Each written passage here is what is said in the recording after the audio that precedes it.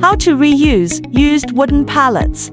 Used wooden pallets at the end of their useful life. 1300*1300 pallets are sent to special shredders for processing. The product has a hopper the same size as a wooden pallet.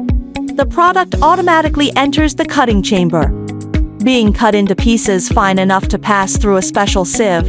Metal parts, such as nails and screws, are magnetically removed to the discharge conveyor. The resulting material is well suited for use as a fuel or natural mulch. The powerful 24-horsepower motor can handle up to 30 pallets per hour with a single-axis operating mechanism. The machine is compact and has a simple internal structure. Easy and fast maintenance.